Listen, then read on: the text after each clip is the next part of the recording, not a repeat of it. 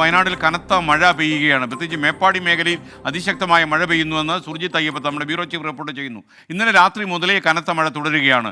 മുണ്ടക്കൈ പുഴയിൽ ജലനിരപ്പ് ഉയർന്നുവെന്നും വാർത്ത. ഇന്നലെ രാത്രി വെള്ളം കലങ്ങി മറിഞ്ഞെത്തിയതായി നാട്ടുകാർ പറയുന്നു. സമീപം താമസിക്കുന്നവർക്ക് ജാഗ്രതാ നിർദ്ദേശം വന്നു കഴിഞ്ഞു.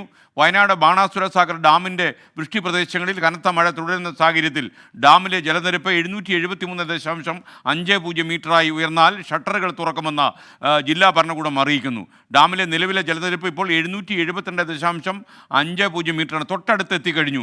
അതുകൊണ്ട് ഷട്ടറുകൾ തുറക്കാനുള്ള സാധ്യത വളരെ കൂടുതലാണ്. ഈ ഡാമിൻ്റെ പുഴയോരത്തൊക്കെ താമസിക്കുന്ന ആളുകൾ ജാഗ്രത പാലിക്കണം എന്ന് ജില്ലാ ഭരണകൂടം അറിയിക്കുന്നു. ഈ കനത്ത മഴയെ തുടർന്ന് വയനാട് ജില്ലയിലെ 3 സ്കൂളുകൾക്ക് ഇപ്പോൾ അവധി പ്രഖ്യാപിച്ചിട്ടുണ്ട്. Vellarmala vocational higher secondary school, Puthumala UP school, Mundakkai UP സ്കൂളുകൾ എന്നിവയ്ക്കാണ് ഇപ്പോൾ അവധി കൊടുത്തിരിക്കുന്നത്. ഒരിക്കൽ കൂടി ഞാൻ പറയാം, 3 സ്കൂളുകൾക്കാണ് അവധി. വെള്ളാർമല വൊക്കേഷണൽ ഹയർ സെക്കൻഡറി നിങ്ങൾക്ക് സ്ക്രീനിൽ ഇപ്പോൾ കാണാം. അതുപോലെ Puthumala UP school, Mundakkai UP school, ഈ 3 സ്കൂളുകൾക്ക് ജില്ലാ ഭരണകൂടം മഴയെ തുടർന്ന് അവധി പ്രഖ്യാപിച്ചു കഴിഞ്ഞു. ഇപ്പോൾ ഈ വയനാട്ടിൽ പെയ്യുന്ന കനത്ത മഴയുടെ വിശദാംശങ്ങളുമായി ഞങ്ങളുടെ പ്രതിനിധി സുർജിത്ത് അയ്യപ്പത്ത് തത്സമയം ചേരുന്നു. Surjit, good morning.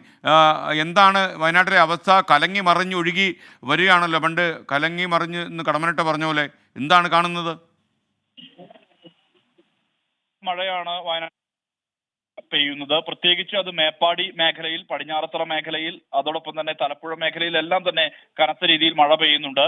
മുണ്ടക്കൈ പുഴയിൽ ജലനിരപ്പ് ഉയർന്ന തോതിലാണ് ഉള്ളത്. ഇന്നലെ രാത്രി മുതൽ വെള്ളം കലങ്ങി മറിഞ്ഞാണ് ഒഴുകുന്നത് എന്ന് നാട്ടുകാർ പറയുന്നു. സാധാരണഗതിയിൽ ഈ പുഴ വളരെ തെളിനീരായി ഒഴുകുന്ന ഒരു പുഴയാണ്. ആ പുഴയാണ് ഇന്നലെ രാത്രി കലങ്ങി മറിഞ്ഞ് ഒഴുകുന്നത്. ഈ മുണ്ടക്കൈയിൽ നേരത്തെ ഉരുൾപൊട്ടൽ ഉണ്ടായിട്ടുണ്ട്. ജനവാസ മേഖലയിലല്ല.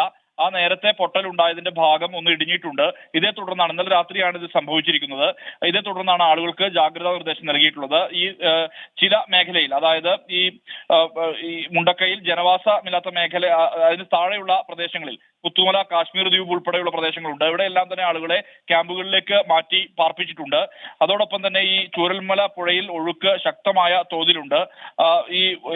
ഇതുമായി ബന്ധപ്പെട്ടാണ് ഇപ്പോൾ ആളുകളെല്ലാം തന്നെ മാറ്റി പാർപ്പിച്ചിട്ടുള്ളത്. മാത്രമല്ല ജാഗ്രതാ നിർദ്ദേശവും നൽകിയിട്ടുണ്ട്. ചില സ്കൂളുകൾക്ക് അവധിയും പ്രഖ്യാപിച്ചിട്ടുണ്ട്. വെള്ളാർമല വൊക്കേഷണൽ ഹയർ സെക്കൻഡറി സ്കൂളിന് അവധിയാണ്.